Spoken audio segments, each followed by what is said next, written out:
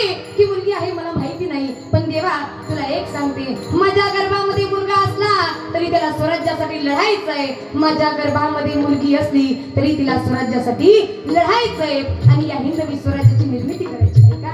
आवासाहेबांना 7व्या महिन्याचे डोहाळे होते, त्यांनी मुलतानची माती खाल्ली नाही का? खाल्ली नाही. मुलतान खाणार, घराण्यामध्ये संतान जन्माला छत्रपती शिवाजी महाराज जन्माला येणार आहे का?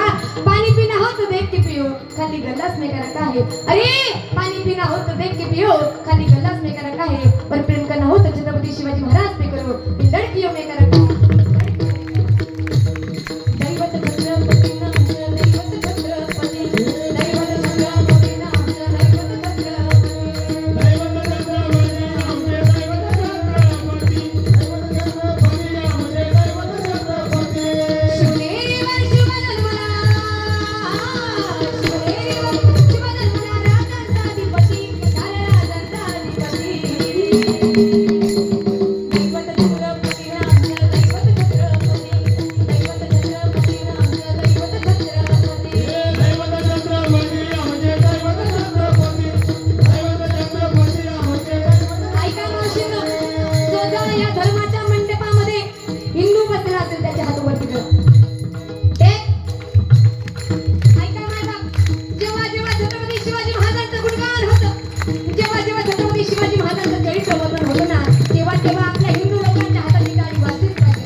कारण राजा आपले आद्य दैवत्व आहे, राजा आपले देव आहे, म्हणून आपल्या देवाच्या गजरामध्ये एका हिंदूच्या हाताची टाळी वाजलीच पाहिजे.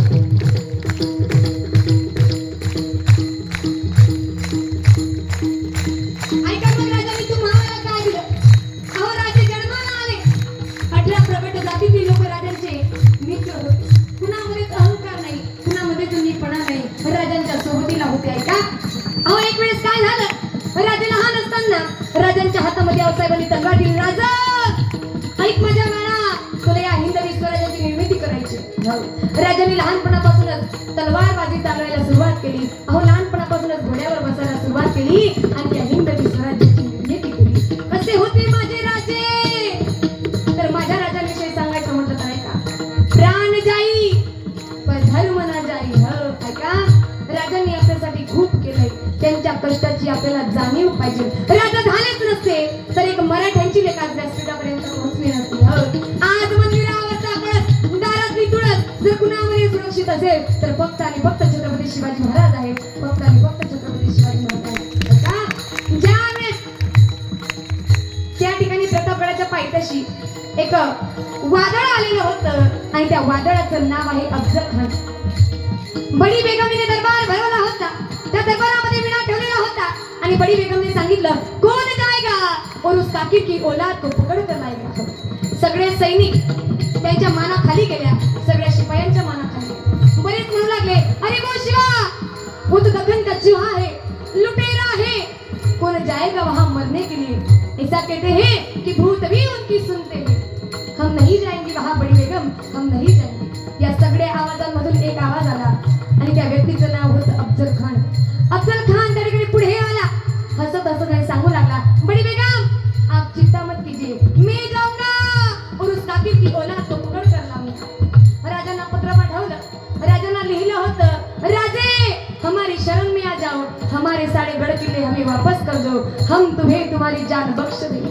ऐका मग आता, राजांनी ही पत्रामध्ये होकार दिला, अफजल खान तुम्ही आमच्या वडिलांच्या वयाचे बरोबर आहात, आम्ही त्या ठिकाणी तुम्हाला घाबरतो, तुम्ही एक काम करा, आम्हाला प्रतापगडाच्या पायथ्याशी येऊन भेटा.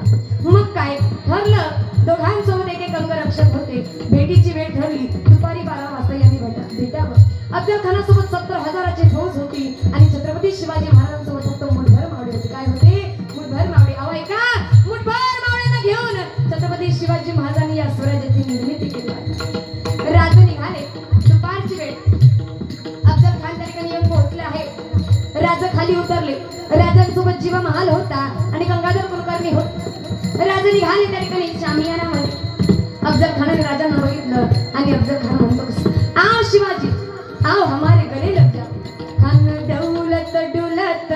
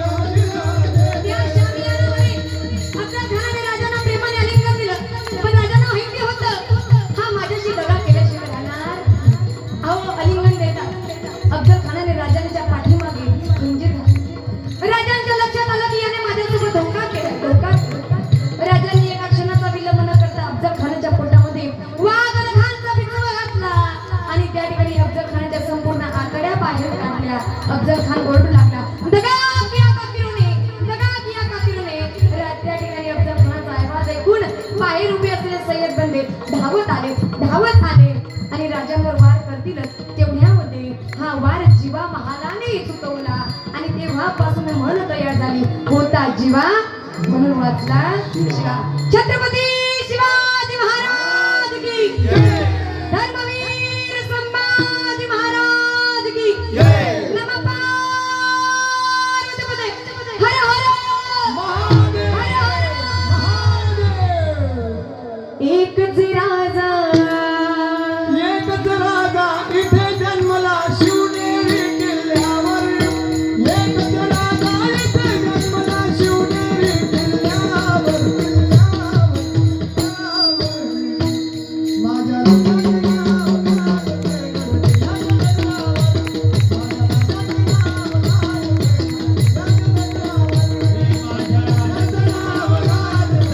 शिवनेरी किल्ल्यावर.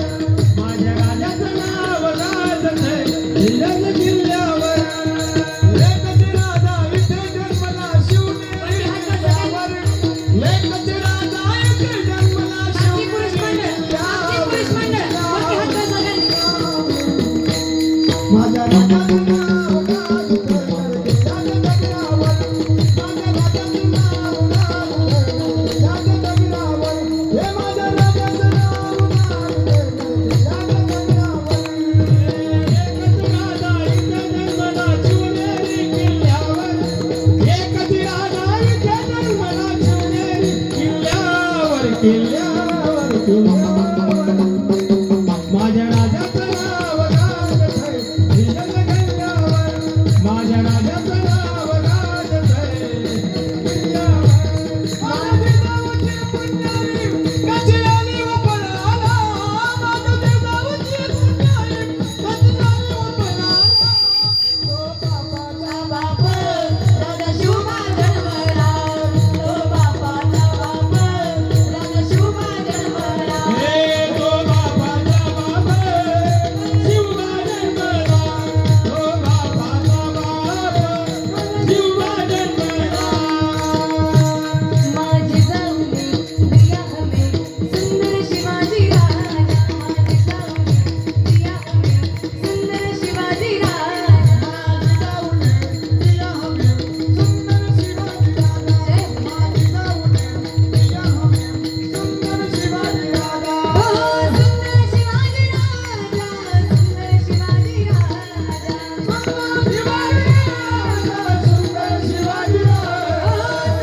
शिवाजी राजा. सुंदर शिवाजी हो राजा. सुंदर शिवाजी राजा सुंदर शिवाजी राजा. सुंदर शिवाजी राजा. माझी जाऊली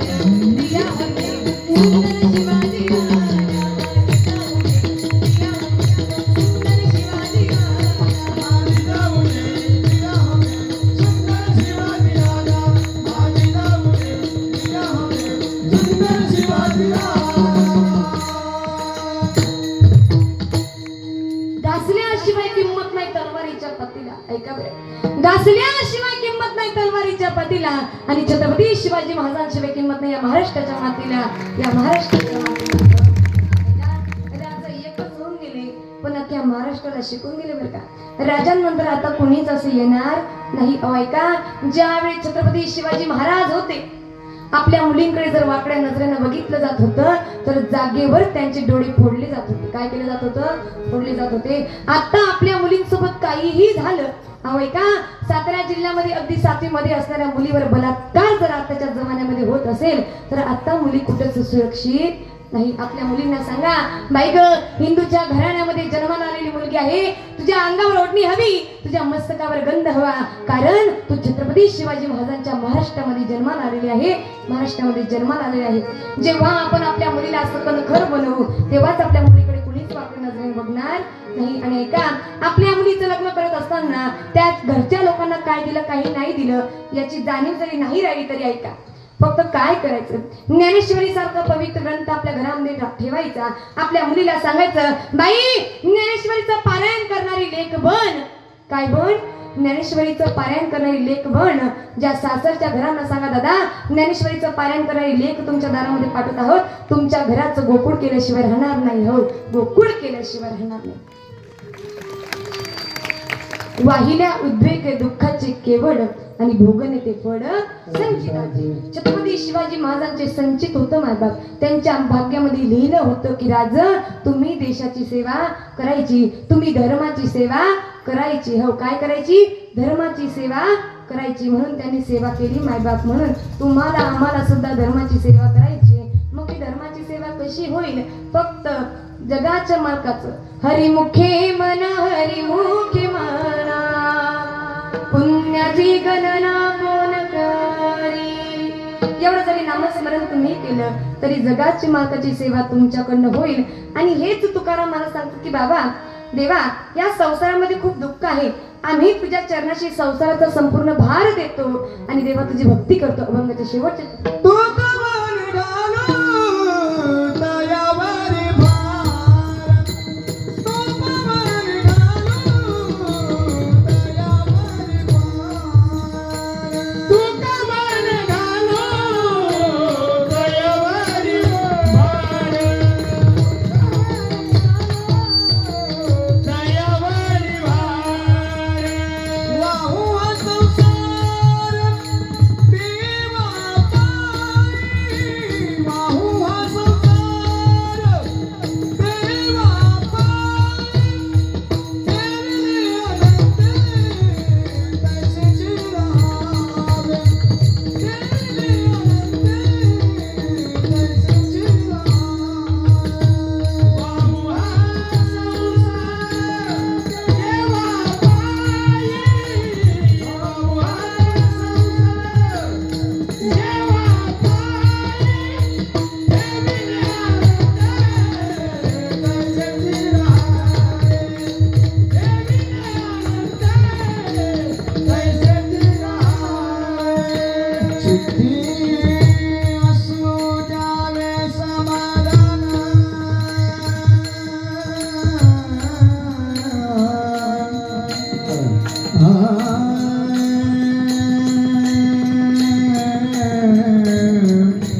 चित्ती असू द्यावे